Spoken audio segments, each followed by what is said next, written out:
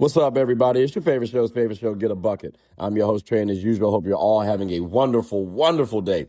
Look, today we're going to talk about the NBA Conference Finals expectations. But before we do that, please make sure to hit that like and subscribe button, comment, tell anyone about the show, because I'm trying to get the ratings up a little bit, just a little bit. Now, you might be wondering where you've heard this before. That's because you've been listening Monday through Friday at 11 o'clock a.m. Eastern Standard Time, so I greatly do appreciate it. But let's go ahead and talk about the NBA Conference Finals. So we got a couple newcomers across the board. We got a couple decent teams. We're going to start off with the East, right? Knicks versus Cavs. This should be interesting. Because keep in mind, I've been saying this for a while now. I don't necessarily believe that Donovan Mitchell is going to be the star to get you over the hump. And I do think, even though we're in the conference finals, I have been proven true because he's in the conference finals for the first time ever in his career, and he's 30 years old. And I think his trajectory is going to be starting to go down late as time goes on. Short guards, that tends to happen. But it's okay because, look, the Knicks also have a short guard, too, that's pretty dominant. So who's going to end up winning this matchup? Personally, I lean Knicks. Now, keep in mind, in the regular season, the Knicks ended up beating the Cavs 2-1. But with the acquisition of James Harden, the Cavs are up 1-0. Now, that's a small sample size across the board, to be clear. But and it's different regular season and playoffs. But that is something to note.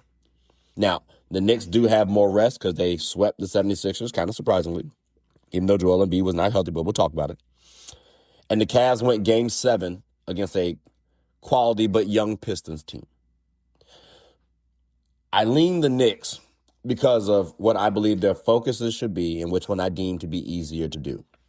Now, keep in mind, for the Cavs, they need to attack Jalen Brunson defensively and force the Knicks to rely on their depth. Make Mikal Bridges and OG Anunoby beat you. If you can make Karl-Anthony Towns do it, he's decent too. All these players is quality. But you need to make those players beat you more than Jalen Brunson has, because Jalen Brunson has been snapping in the playoffs. Meanwhile, for the Knicks, they need to be able to attack Donovan Mitchell and James Harden defensively, because we know that those two are the focus of their offense. But keep in mind, James Harden's on the playmaking side. Donovan Mitchell's on the scoring side. And you have to make sure that Karl-Anthony Towns is not irrelevant. Same thing with the Cavs. You have to make sure that Evan Mobley is not irrelevant. And I think because of the way Cat's been playing versus how Evan Mobley's been playing, it might be a little bit easier. But also, the Knicks do have a bevy of players who they can throw at Jalen Brunson while still not giving up much around other players. Like, do you believe in James Harden? I don't. And Game 7 kind of proved that. Playmaking-wise, he did his thing. But scoring-wise, which is what he was there for, he didn't. Now, keep in mind, Jared Allen and Evan Mobley played well. How often are we going to bank on that? So, again, ladies and gentlemen, I lean Knicks for this series because I have Jalen Brunson higher than Donovan Mitchell. I don't quite believe in James Harden. And I do think Karl-Anthony Towns has found himself a quality role. He doesn't have to be the scorer that we might need, right? We don't need 20 to 25 from him, especially if he's given the assist that he's been giving, plus the rebounding. And if he can give a little bit more defensively, that would be nice. Not to mention the depth for the Knicks I favor more than I do with the Cavs. And keep in mind, too, if the Knicks need to go big, they can, because they do have Mitchell Robinson coming off the bench. So they can actually combat the Cavs, which now, if we're talking about that matchup, you got Brunson, you got Mikal Bridges, you got OG Anunoby, you got Cat, you got Mitchell Robinson. You can still play 4 out, 1 in if you're the Knicks.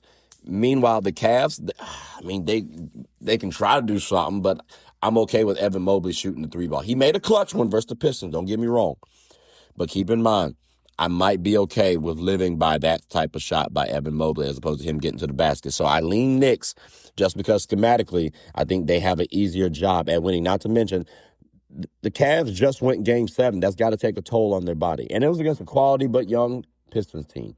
The Knicks are more refreshed, and I do expect them to advance, possibly in 6 games. But we're going to wait and see because there is still a world. I know it's 2 teams left on the East.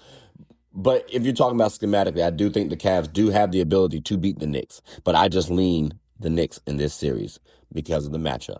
Now, let's go to the Western side and talk about it. Thunder versus Spurs. Ladies and gentlemen, boys and girls. Off top, shout out to the MVP and SGA, right? He won it back-to-back. He's finals MVP. He's a clutch player of the year. That's nothing to scoff at. But on the other side, the Spurs side, they got a lot of stuff going for them. Because during the regular season, well, they've won, actually, 4 out of 5 games. And keep in mind, as the season went on, the games stopped being close. They started to have a little bit more margin in that. And yes, the Thunder have been dealing with injury. Jalen Williams has still not been back yet. We'll see if he comes back. That could be interesting pull. That could be an interesting little twist and turn, too, if he does. But there's something about this Spurs team right now that's making me lean them. Keep in mind, the Thunder can still win for sure. And they have been doing belt to ass this entire playoffs. But also, to be fair, the Spurs have been going up against better teams. Think about it. Portland versus the Suns. Who's the better team? I think Portland played better this year. My Lakers versus the Wolves. I was afraid of going up against the Wolves despite the seeding. And that's even with Luka. So again, ladies and gentlemen, I think the Spurs have been challenged a little bit more, and they're here. And they've done quite well, too, might I add. So again, I lean Spurs, and here's why. I think it's easier based on their construction right now. Even though experience leans Thunder, I think the Spurs do have an easier matchup. Not easier matchup compared to what they've done, but they match up easier than what OKC does in regard to the Spurs. What I mean is Dylan Harper can guard SGA. He's coming off the bench. Stephon Castle can guard SGA and it not affect his offense. They also have players like De'Aaron Fox, who's been getting a bucket. Keldon Johnson's no slouch. Harrison Barnes can be quality. And yes, the Thunder have decent players on their team too. Do not get it wrong. Both teams are deep. Both teams are well coached. But this is going to come down to the following focuses. The Thunder. Can you actually contain Victor Wembanyama? And I'm not even necessarily talking about offensively. I'm talking about defensively. If Wemby can't dominate on defense, the Spurs do look a little vulnerable. And also make others step up. Like if you have to go up against Luke Cornett, I think OKC ends up winning it. If you can make Wemby a little less relevant on both sides of the floor, but specifically on defense, I think the Thunder have a really good chance. And when I say good chance, I'm talking about winning it in 5. Because, again, experience matters. That's what I'm looking at right now. Forget the regular season stats right now. The experience matters. But the Spurs are also a hungry team. And their focus should be, can Wemby dominate defensively? Which, again, to be clear, he's 7'5". He should be able to dominate defensively. But let's not forget, it's not like Chet ain't 7'2", 7'3" himself.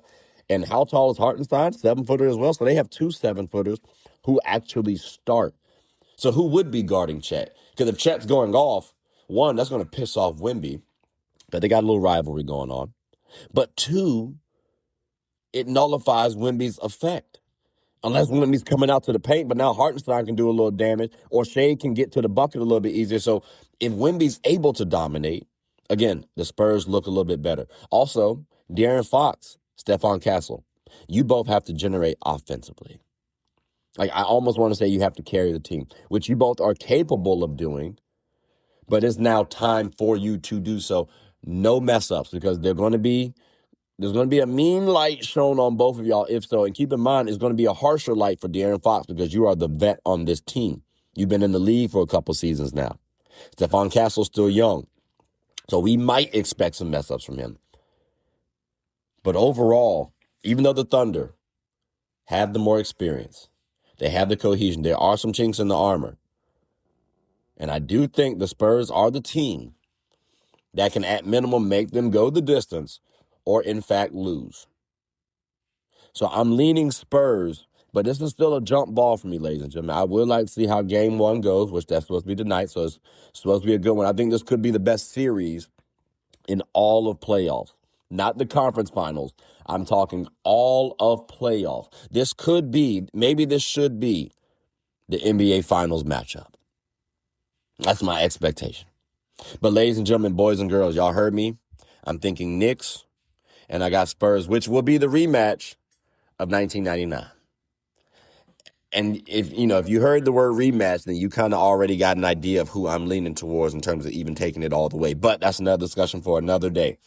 But ladies and gentlemen, boys and girls, I am curious.